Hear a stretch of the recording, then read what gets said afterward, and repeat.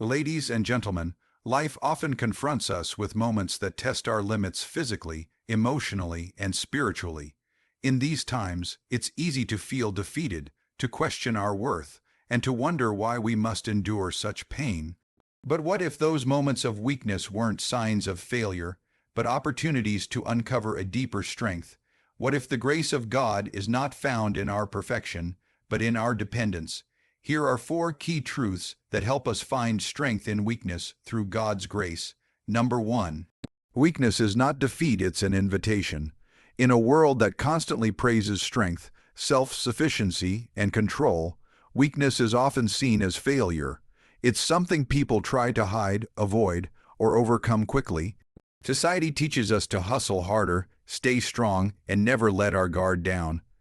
But when life knocks the wind out of us, when the job falls through, the relationship ends, the diagnosis comes, or our mind just feels too heavy, something deeper begins to stir within.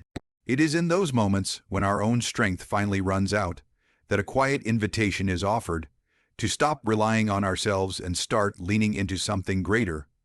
Weakness, in its rawest form, strips us of our illusions. It humbles us, it brings us face with the truth that we are not in control, no matter how much we try to be. This realization can feel crushing, and yet it can also be incredibly freeing, because it is in this place of humility that the soul begins to open. The noise quiets, the pride softens, and the heart becomes tender enough to hear what we so often miss in our strength, the gentle voice of grace. When we're strong, we often don't look up. We think we can handle everything. We carry burdens alone, push through pain, and tell ourselves, "I've got this." But weakness changes the narrative. It forces us to admit, "I don't have this." And that is not a defeat, that is the moment of surrender. That's when we allow God in. God does not wait for us to become perfect before He offers His strength. He doesn't demand that we clean ourselves up or become flawless. In fact, it's quite the opposite. He steps into our mess, our hurt, our empty places, and says, "Let me carry what you can't." Weakness invites us into partnership with God, not as flawless warriors, but as open-hearted seekers who know they need Him. We begin to realize that there is a strength not born of muscles or willpower, but of faith. And faith doesn't grow in the absence of difficulty, it grows in the presence of it. When we feel the most fragile, the most unsure, the most broken, that's where faith digs its deepest roots. Not because everything is okay, but because we begin to believe that even in the chaos, we are not alone. Too often, we equate weakness with worthlessness. We tell ourselves that if we can't keep up, stay strong, or fix everything, we've somehow failed. But the truth is, some of the most powerful people in history were those who admitted they couldn't do it alone. Their weakness wasn't a liability, it was the very thing that allowed God's power to shine through them.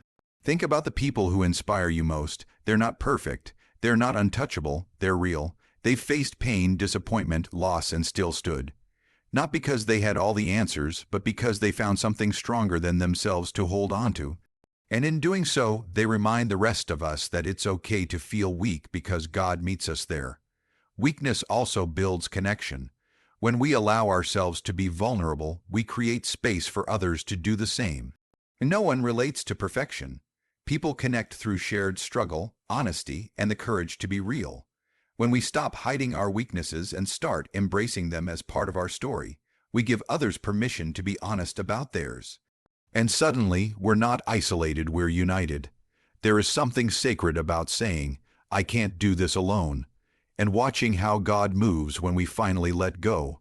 It's in that surrender, that moment where we stop pretending, that true transformation begins. We stop striving and start trusting. We stop fearing our flaws and start seeing them as the places where grace breaks through. So the next time you feel weak, don't rush to escape it. Don't mask it with busyness, pride, or performance. Sit with it, listen, because weakness is speaking not with shame, but with invitation. It's whispering, "Come closer, lean in." There's more strength waiting for you, but it won't come from you. It will come through you. And when it does, you'll look back on the moment you thought was your breaking point and realize it was your turning point. Not the end of your strength, but the beginning of His. Weakness isn't where you lose, it's where you finally let grace win. Number 2. God's grace meets us where we fall. This is more than just a comforting phrase. It is a truth that holds the weight of every broken heart, every weary soul, every person who's ever felt like they've gone too far, failed too deeply, or fallen too hard. In the moments we stumble when shame takes over, and we feel unworthy, undeserving, and unwanted, grace doesn't turn away. It leans in. It reaches down not just to rescue us, but to sit with us in the dust of our failure. Grace isn't something we earn when we get everything right. It's not a reward for the disciplined, the successful, or the perfect. It's a gift freely given not because of who we are, but because of who God is. And His nature is love, a love so deep and relentless that it doesn't wait for us to climb out of the pit. It meets us there, in the dirt, in the mess, in the lowest places we never thought we'd find ourselves. We often think we need to fix ourselves before we can face God. We believe we need to clean up our lives, hide our wounds, or put on a brave face before approaching Him. But grace flips that thinking upside down. Grace says, I see you exactly as you are, broken, afraid, ashamed, and I still choose you. It does not ask us to pretend. It simply asks us to come. And when we fall, grace doesn't scold us for being weak.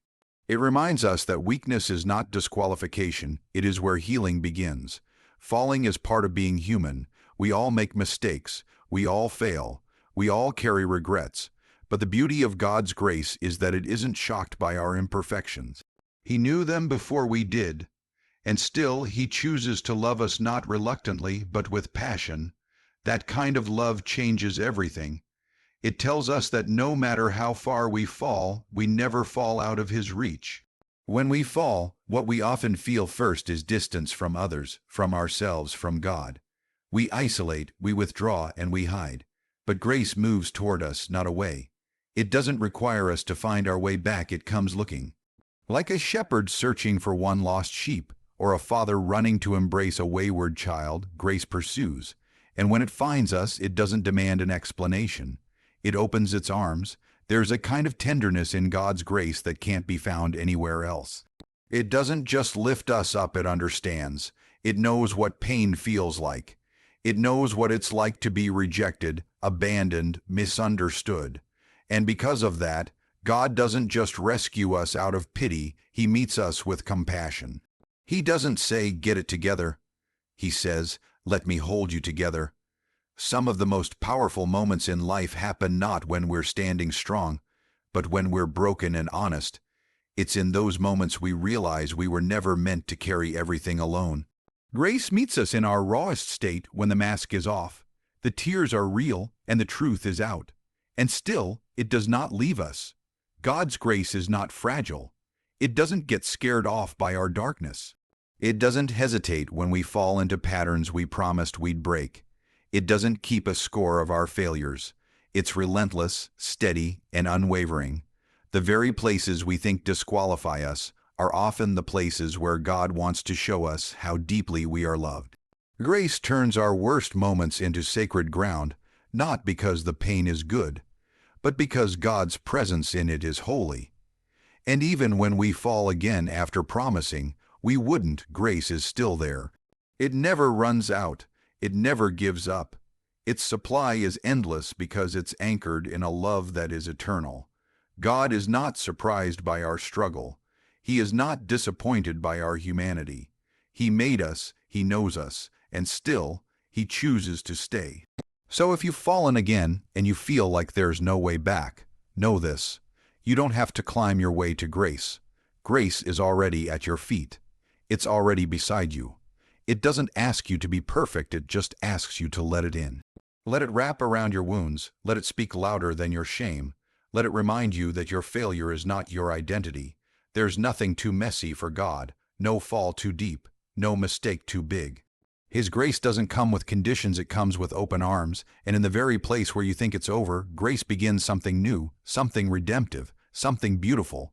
God's grace meets us where we fall not to shame us, but to restore us. Not to remind us of what we've lost, but to show us what can still be found. Not to condemn, but to lift. And in that lifting, we begin to see ourselves not as broken people trying to earn love, but as beloved people learning to live in grace. Number 3.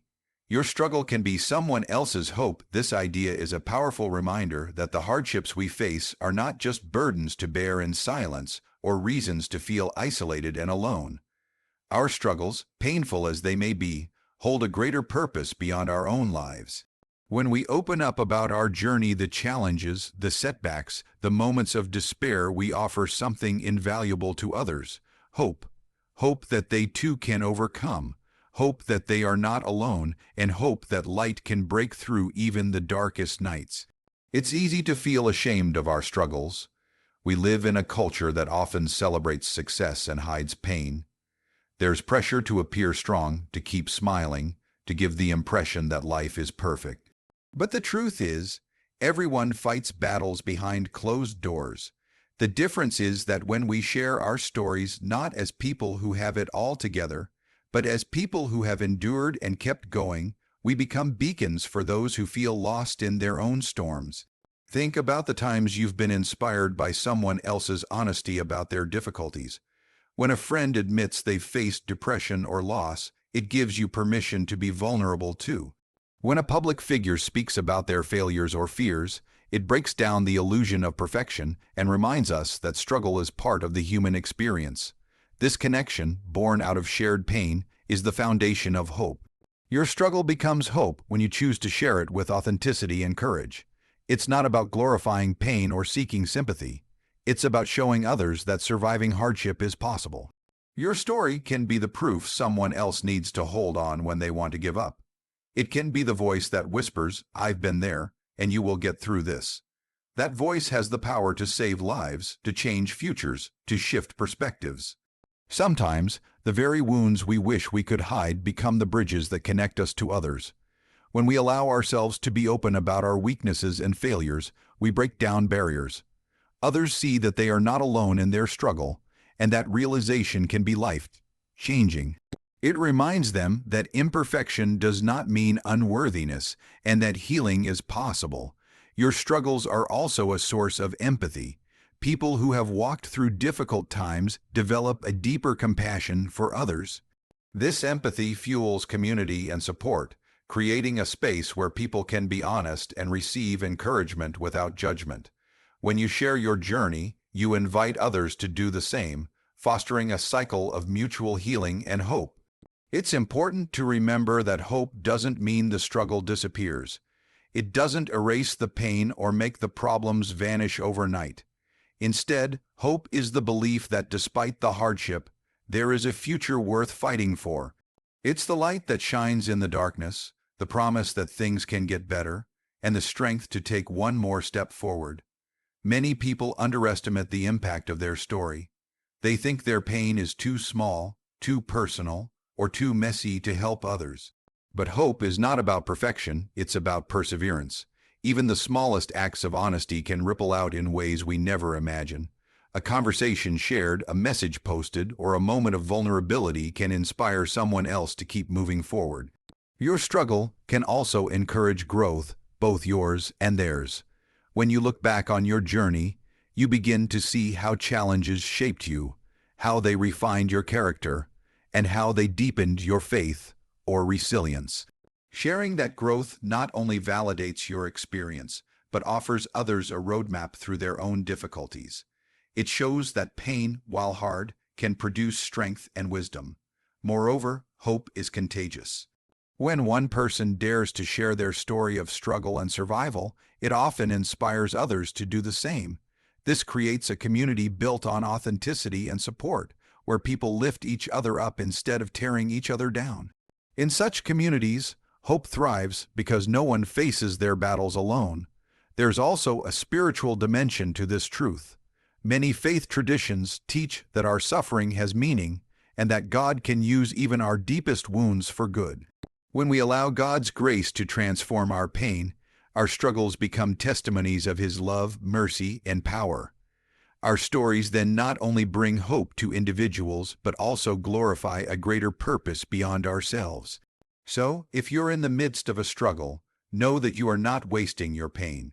Your journey is significant, and your story has the power to light the way for someone else. By choosing to be open about your hardships, you offer hope to others, who might be walking the same path in darkness. You remind them that there is strength in vulnerability, courage in persistence, and life beyond the pain. Your struggle can be the very thing that saves another person's life, not because it makes you perfect or strong on your own, but because it reveals the grace, resilience, and hope that live inside all of us when we refuse to give up. Your story matters, your hope matters, and together, through our shared struggles and victories, we create a world where hope is stronger than despair. Number 4. Surrendering isn't giving up, it's growing up. This is a profound truth that challenges the way many of us view surrender. Often, when we hear the word surrender, our minds jump to images of defeat, failure, or loss. We imagine giving up on our dreams, quitting the fight, or admitting that we're not strong enough. But in reality, surrender is something far more powerful and transformative. It is a sign of maturity, wisdom, and spiritual growth. Many people spend their lives trying to control everything around them. We want to steer our paths, shape our outcomes, and maintain the illusion that we are the masters of our fate. We cling to our plans, our ambitions, and our own understanding of what's best.